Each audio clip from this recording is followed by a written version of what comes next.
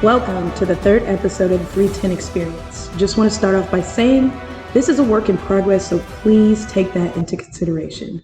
We did have some mic issues in the previous show, so bear with us. We are working on making improvements. Also, the last episode went a little long, so moving forward, we're going to look for ways to get the information out to you more efficiently. This episode is going to be a little different. Today, we're going to be sitting down with the President, Tim Lynn, and the Policy PI Rep, Emily Brannon. We have a few questions for them, as well as let them make some comments about contract talks as they head to Lexington. But first, let's review some updates. Strike vote results turned out to be 99% yes. That's what we want, folks. This shows the company we are backing our bargaining committee.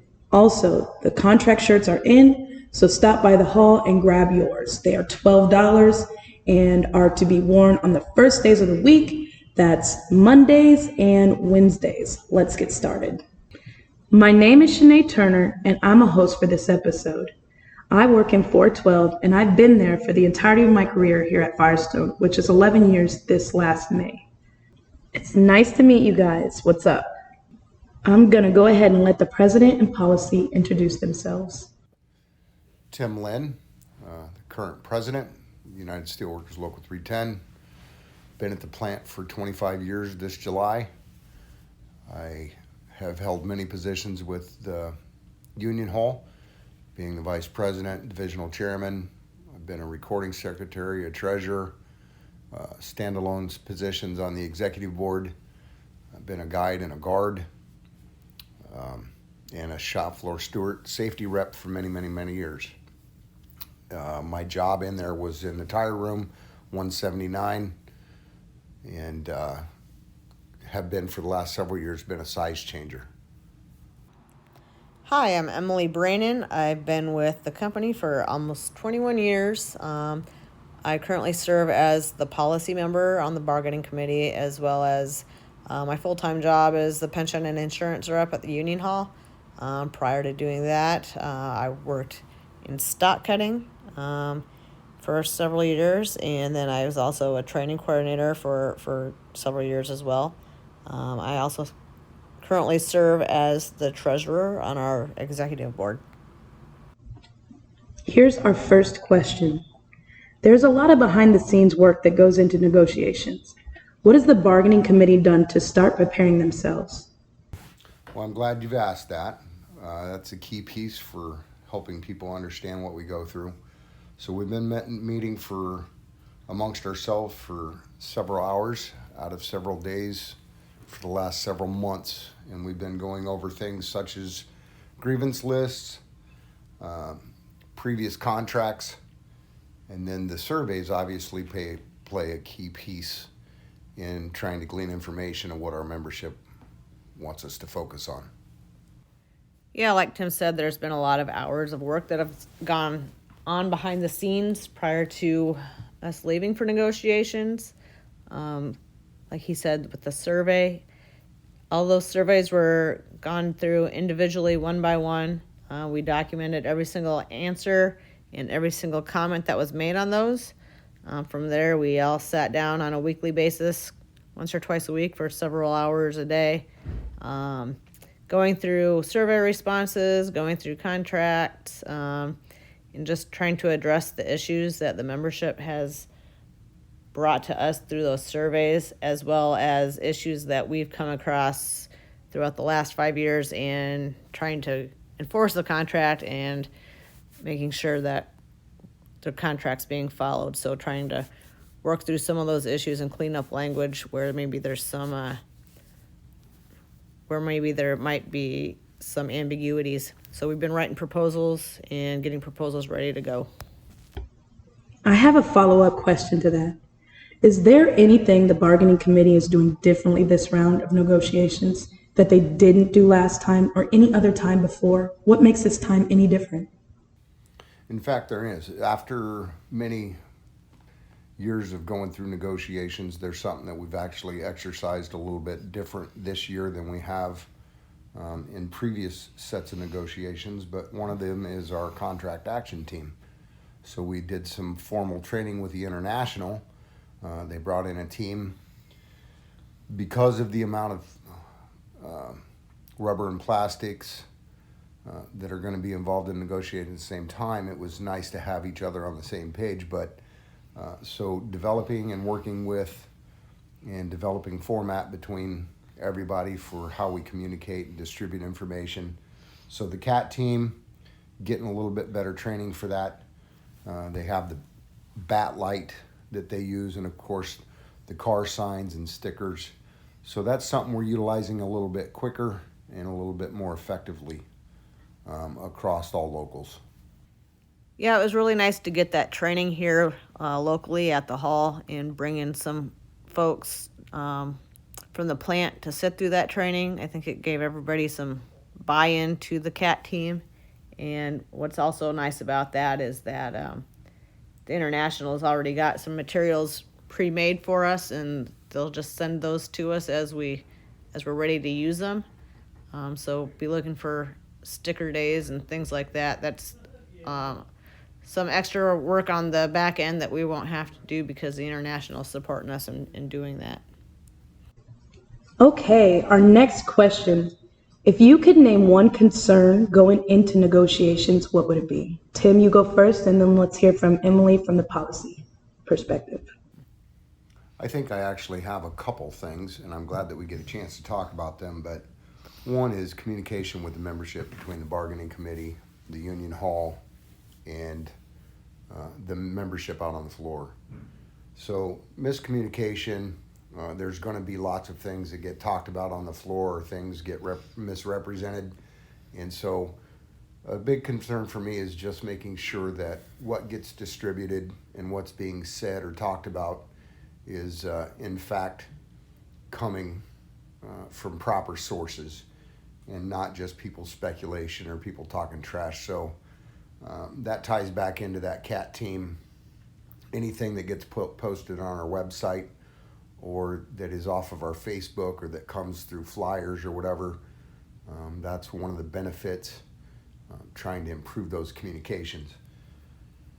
But the other piece of that too also holds hands with communication is how management likes to either ask questions or tries to put some thought into our pieces on this. So it's important on communication on all levels, who you're hearing things from and who you're talking to about our concerns. So we need to hear those if you have concerns, so that we can try to address those properly and have your voices heard. So those are some of my biggest concerns.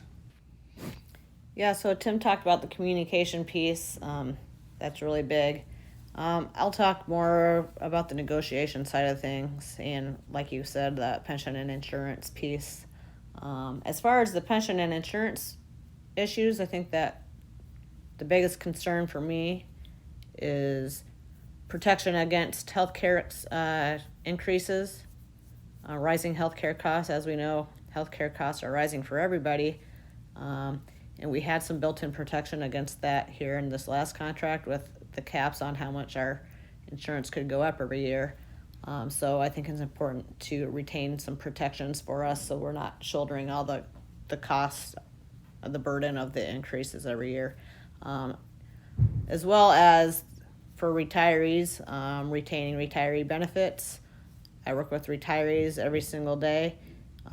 When you see somebody that's been retired for 30 years and in their 80s and their retirement's provided them security, and those are benefits that they fought for, and that's a promise that we've made to our retirees, and we need to keep that promise to them. And then just contractually, I think our biggest issue is the letter Q, the new hire language. Some folks that are under letter Q are employees that have, some of them are brand new, and some of them are employees that have been here since 2005, 2007. We've been living under the letter Q language for, I think, 17 years now. And it's time for us all to have the same wages, the same benefits, and not have two different tiers of people. So it's really important, I think, for us to get rid of that language this time around. We have a good opportunity to get there. How do you think the strike at John Deere affected the company's attitudes towards its workers? I do believe that they did take notice, and they were part of the first sets of contracts that were breaking out for this session, and so there was a lot of manufacturing that came in behind, and everybody was paying attention to them, and so it made all manufacturing take notice that they were going to start having to address some of these pay and benefit issues with their employees to try to make their employees happy. And then when things broke down because of that contract and the way those benefits were going with John Deere in particular, the people stood by their principles and they made John Deere own up to that. So absolutely, I believe that it had some weight there and that they are paying attention. Yeah, I agree with Tim. Yeah, I do think that the company paid attention to that and took notice, especially with that being right in our own backyard. It was very close to home. So I think what that did was show the company, especially here in Des Moines, that workers are ready to stand up for what we believe is important to us and what we believe we deserve. So yeah, I think the company realizes that it's not going to be easy, and we are going to stand up and we are going to fight for what's right. And I think it just brings it home and makes it real. Do you think it's going to be hard to convince the company that they have to make changes to align better with today's workforce? Well, I'm glad you asked that, and it's important that we bring this to light, but I don't think that they have any misunderstandings or don't believe that they've got to do some things to keep and attract people and to keep the ones that they get. I think what the hard part in negotiations is trying to figure out how we accommodate that. And so realigning things or trying to figure out how we get to those wages and benefits. And while the company and the union tend to try to get to those same levels, but the money that you get that from is usually where we get to misunderstandings or into differences of opinion. Everybody wants to see more money on the card or on wages or in benefits, but it's just where do you get that money or where do you get that piece from? So I do believe that they understand and they're willing, and they do want to make things better. It's just we got to figure out how we formulate that. Yeah, to echo what Tim said, I think they do understand that they need to make changes to align with today's workforce, and today's workforce is still changing and still evolving. But I do believe they already understand that. To me, I guess the question is going to be in the solutions. I think their solutions are going to be different from our solutions, and that's where the differences are going to be, and that's where the most conversation is going to be taking place. Along with that, new hire language has made it hard to keep workers. Name a couple of things the company should change to be more competitive. I absolutely believe that, and I do think that the company knows that they're going to have to, and we've had lots of conversation about this already, but the removal of letter Q and that new hire language has got to go, and that is why people come to Firestone, is because they need careers. And career meaning that it's good wages that you can support a family on, but most importantly is those benefits. And so a lot of times management approach or the way that they view things is they look at the net worth or the value of the dollar per person, and they try to want to reallocate how that goes. But people get it. They want those benefits. They need health care and dental and eye and all those things that come with the benefits package for their families. And so that's what draws people to a career like Firestone versus some other hourly job with no benefits where you don't have a career. Yeah, I mean, we've talked about the new hire language, letter Q. Some of the stuff in there, you can't wait 3 years to get a raise. That's just, you're not going to keep and retain people that way. And, we also need to reward longevity as well. We have people that have worked here 15, 20, 25 years. We need to keep those people too. So really, it is about being competitive and being better than competitive. Firestone used to be one of the best jobs in town, and now we're just one of hundreds of jobs out in Des Moines that we're not as desirable of a place to work as we used to be. We need to bring those wages back up. We need to bring our benefits back up to get this to be a place where people want to come to work. Where we used to have to know somebody to work at Firestone. Now we're lucky to get 20 people to apply. So we really need to figure out how to put ourselves above the competition.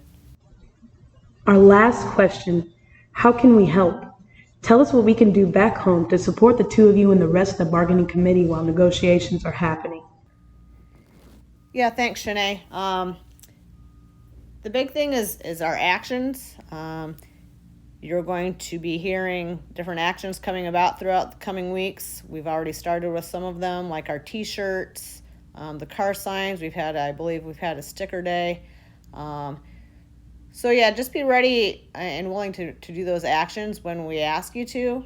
That'll be coordinated through the CAT team.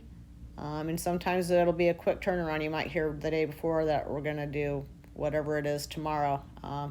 So those are important. Some people may seem to think they seem trivial or whatever, but the company really does pay attention to those.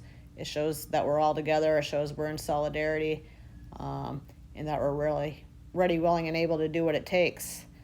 So please listen for that and watch for those things. We'll communicate those things out through different means. The texting. If you're not on the texting, sign up for that. We've got Facebook. Just pay attention to what we've got coming at you. And at times we might go a week without anything, and sometimes we might have you do something every day. So just be paying attention to that. And then also just the control of information, kind of like Tim talked about earlier. Please refrain from spreading unverified rumors and things like that. That doesn't help us, and that doesn't help you as the membership. We need good information out there. We don't need bad information. So if you haven't heard it from a reliable source, don't carry the mail there. And I agree with everything Emily's saying. She's right on point. A couple things that I just wanted to add. So when we're down here and we're talking to the management, they're seeing what you're doing and they're rating how dedicated you are to the cause here. And so not just doing those days of action or doing something when we've asked you to wear a T-shirt or whatever, those are obvious things that they're looking at. But there's also subtle things too. So be that employee that Firestone is willing to spend money on. Do a good quality job. Show up to work when you're supposed to. And try to build that sense of brotherhood and that sisterhood to where we truly have each other's back and each other's best interest at heart. But we're a good employee and we're worth keeping. We're worth spending a little bit more money on. So we have to have it on both sides. Thank you so much for your time. We know you guys are really busy and we appreciate the chat. Well, thanks for having us. We really appreciate all the hard work and effort you do into putting this out for the membership. It's been our pleasure. Thanks so much for doing this. Thanks for having us and asking great questions. Just another way to get communication out to the membership. This is a really great thing we got going on here. That's all for this episode of the 310 Experience. Remember to hit that notification bell, like, and subscribe so you can keep up with the new episodes. Also, if you'd like to guest host, just call over to the hall and the information will be passed along. Gonna leave you with this powerful quote from former AFL-CIO Secretary Treasurer Thomas R. Donahue. This quote couldn't be more relevant to the attack on today's workers. The only effective answer to organized greed is organized labor. With that, we'll say goodbye with good and welfare to our union brothers and sisters, siblings, and all working families. See you next time.